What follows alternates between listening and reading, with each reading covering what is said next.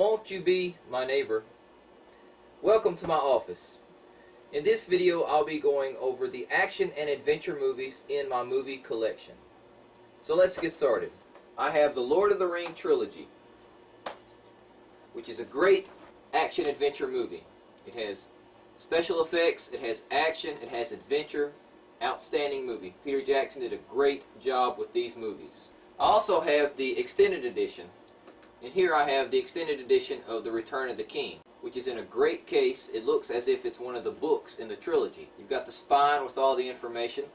The case actually opens as if it was a book, and it folds out like it had multiple pages to reveal the 4-disc in the extended edition set. You've got the extended edition on 2 discs, and then you have bonus discs which include behind the scenes footage, and the back has some colorful art displays. It's Brotherhood of the Wolf. It's a great action movie. Borderline sci-fi, but it's a period piece, but for a French-made movie, this is outstanding. Mark Dacascos and Monica Bellucci. Moving right along, Tom Cruise and The Last Samurai. But this is a very good movie. Don't let the title mistake you for thinking it's a karate movie. It's not. It's about respect, it's about learning the ways of the Orient, but it's also a good drama, and it has a good message that it's sending through.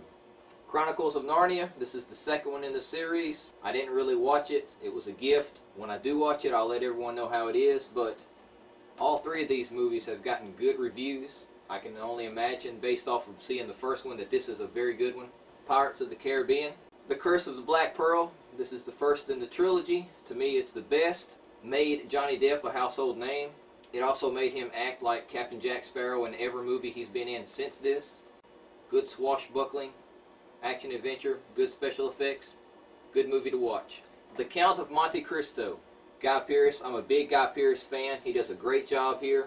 It's sad to me to see him as a bad guy, but he does a good job of making you hate him. Underneath all the action and adventure, it's truly a love story. Reign of Fire. Matthew McConaughey, Christian Bale. To me, this is one of Matthew McConaughey's best action movies. He stole the role here. Christian Bale was a pussy. He aggravated me throughout the entire movie. I like dragons. You're in modern day time. They're digging. They wake up a dragon that's been laying dormant.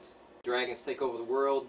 Gladiator, the all-time best movie that has a sword in it. Russell Crowe did an outstanding job. He was in great shape. The vistas, the set pieces were huge. The movie was good. The action was good. The Mask of Zorro. It's a great love story. Seems like a lot of these movies have love stories underlying the action and adventure, but it has some good comedy in it, good sword fights, and it's an all-around good feeling movie. The 13th Warrior is kind of like the big brother of the Mask of Zorro. This goes and puts the violence in that Zorro did not have. When I first saw this movie, I thought it was Beowulf, or following the legend of Beowulf, because there were so many similarities between what's going on in this movie and the poem Beowulf. It has great violence, as I said earlier. Antonio Banderas does a good job. Not 100, not 200, but 300. Gerard Butler's best movie, period. He's kind of hit and miss ever since then, but this movie is great. Matter of fact, I watched a few of his other movies, including Gamer, based off the reputation of this movie, and it didn't hold up. Special effects are great. The fight scenes are great. The brutality, the violence is on par with some of the best stuff I've seen. I'm a huge fan of violence. They didn't hold back on this movie. Casino. We're going from swords to guns now. To me, this is the best mafia, mobster, gangster movie out. A lot of people like Scarface, but Scarface looks like a Disney movie compared to what Joe Pesci does in this movie. Joe Pesci is one ruthless man. I hate to see him go, but he had a good run on this movie. Also has Robert De Niro and Sharon Stone in it. Casino Royale, James Bond, reborn with this movie. It wasn't bad, but it was kind of getting stale. Daniel Craig was fresh, new. I haven't seen the newest one, but this James Bond is the best. I don't think the new one is going to top this.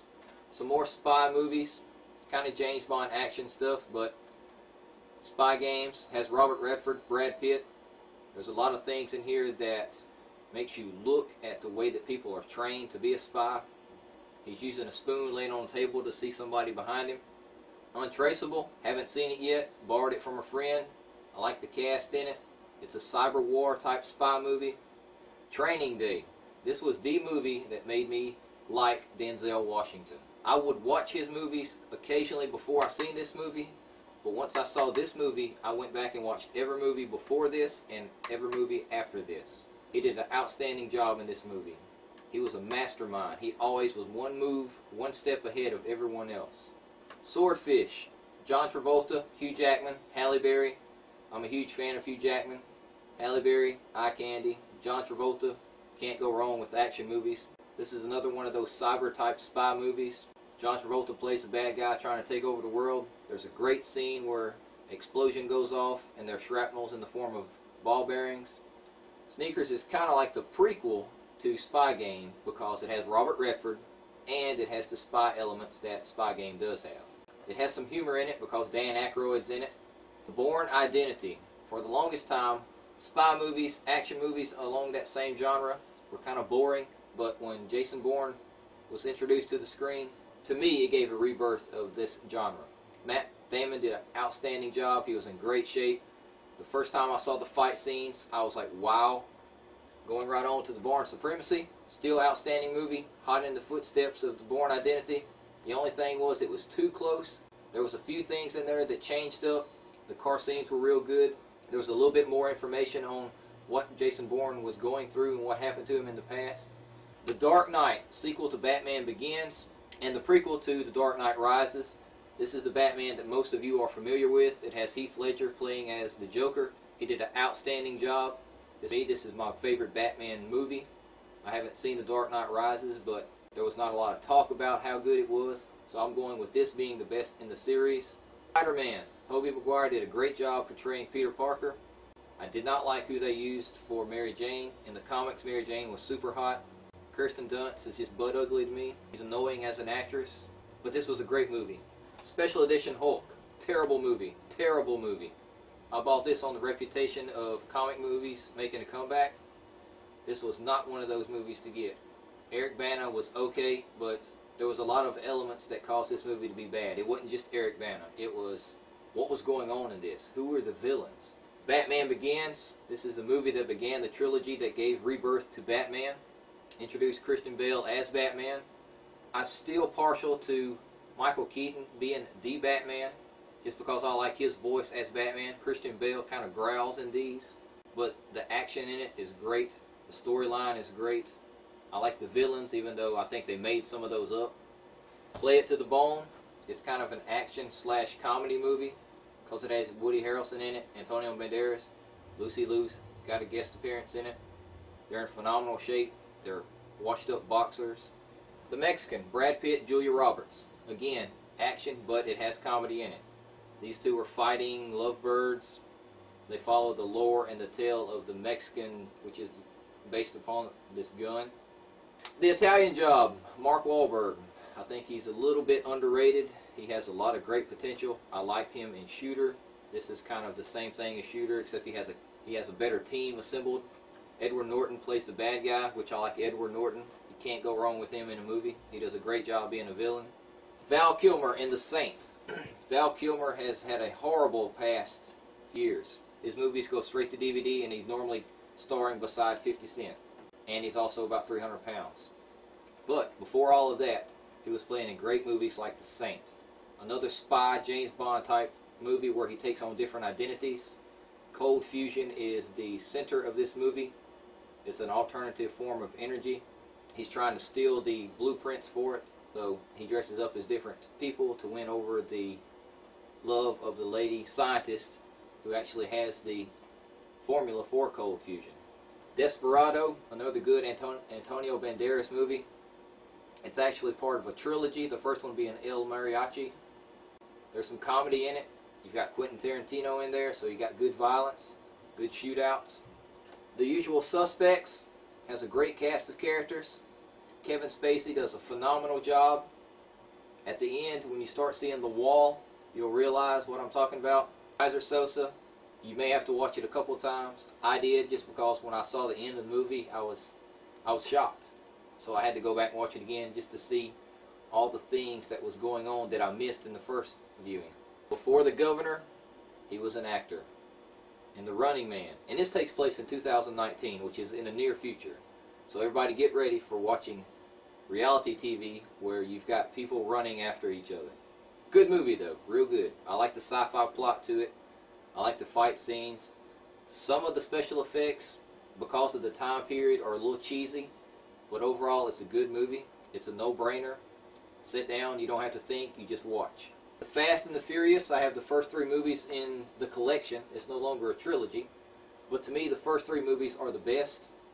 But to me the third one, Tokyo Drift, is where the series shines, because this covers what the actual movie is about. Civics, the Acuras, the 4-cylinders that you can tune and race. Doesn't have really many of the people from the series in it. At the end you see a cameo appearance from Vin Diesel, but I think it was Han, K, Bow Wow. Matter of fact, Han's car, if I'm saying that right, the orange and black car, is beautiful. Absolutely beautiful. That was my exotic car fantasy when I saw this movie. Have the box set of the Indiana Jones trilogy. Not that garbage they released that mentioned something about a skull in it that has Shia that can't act. The good ones where Harrison Ford was young, and the Indiana Jones series was great. There's 4 movies in it. You've got bonus material, which is behind the scenes, filming, acting, outtakes, deleted scenes. Indiana Jones and the Temple of Doom, great movie, real funny. Or Short Round, I think. I'm not for sure what his name was. I hadn't seen these movies in a while. But I grew up watching them, which is what makes these movies great, because they're PG. But here you have Indiana Jones, Raiders of the Lost Ark. Has the big ball rolling after him. And you have Indiana Jones and the Last Crusade. To me, I was a little bit older when this came out. It was rated PG-13. I liked it a little bit more than the first 2. I like what it talks about as far as the Knights Templar, and so to me this is the best in the series. All 3 are good, but dun dun dun dun dun dun dun. The Da Vinci Code, which has a little bit of the Indiana Jones elements. Tom Hanks, I'm a huge fan of. He does a great job acting. He did a great job in this as Professor Langdon. As Ian McKellen. A lot of you have seen this because the popularity of the book was just phenomenal. It had to be a movie, and I'm glad they made it a movie, because I was not going to read that book, even though I bought the book. I love the part where Ian is explaining the history behind the Last Supper. That was my favorite part of the movie. I rewound and watched that several times, maybe because I like Ian's voice. National Treasure, almost the same thing. It does have some historical elements in it. I like the archaeology aspect, using clues to go to the next location, Nicolas Cage is hit and miss actor. He makes a movie every 3 months, apparently. This is a good one. He had some good backing, some good acting, some good writing went into this. I think Disney was trying to turn this into the next Pirate of the Caribbean, which to me was a great movie. It just didn't have the popularity to it. But The Day After Tomorrow, End of the World events, it's almost like the 2012 movie that came out because of the Mayan scare. I like the idea of having, well, not the idea of having an ice age, but I like covering the idea of an ice age, because I like a lot of the things of the prehistoric time, and it seems like this was a movie that was showing the world going into a reboot stage. Rocky Balboa. To me, this was a remake of the first movie. I love the training montage. That's the best part of the movie, is the training to me, which is the best of all the Rocky movies. In the end, it's a great fight. But it's just like part 1. It's really not about winning, it's about the story. He's real humble and very wise in this movie. Stallone did a good job with this. The Sopranos, I got this on a trip to Japan, so if you can see it, a lot of it is wrote in Japanese, and the box cover is way different. I like the series. I was hoping that this was going to be something more like the Casino movie, which there are some things about it that's like that. Probably one of Arnold's best movies, in my opinion. Terminator was good, special effects and all that stuff, but I liked Conan. First one, Conan the Barbarian, great movie. Again, it has the violence that I like. It has nudity in it. It has James Earl Jones. What else could go wrong? Second one, I don't know what they were thinking. They made it PG. They put Wilt Chamberlain in it. The story was good. I still like both movies. But even though the second one is PG, it was 10 times better than the one they released in 2011. That was garbage. That shouldn't have been released. Troy, Brad Pitt, one of the last good movies Brad Pitt made, which may have been because he was right at the edge of Angelina Jolie's brainwashing. I like the Greek mythology and the Romans and all the things of that time period. And this touches on it a whole lot. You have Achilles in it. That's who Brad Pitt's character is. Not to mention it has the largest human I've ever seen in my life in the opening fight scene. That took my breath away. As a matter of fact, I watched this, and when I saw that first opening fight, I rewound and watched it 3 different times, thinking that there was some kind of trick to how big this guy was. I looked the guy up, as a matter of fact, on IMDb. He's a huge guy. Harry Potter. I got in this when I was a little bit too old. I watched all the Harry Potter movies, but I didn't like any of them until the Order of the Phoenix. I was just a little bit too old to really enjoy this, because I'm a fan of violence. The fights on here were Potter fights. A little bit older movie, never went in the series, Harry Potter and the Prisoner of Azkaban. Special effects are good, very good in this movie. And I like the story a little bit better. It's a little bit more mature theme to it. So please like and comment, and don't forget to subscribe. Thank you.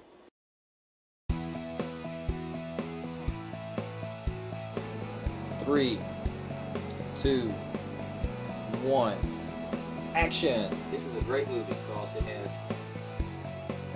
Brad Pitt. No. And it also has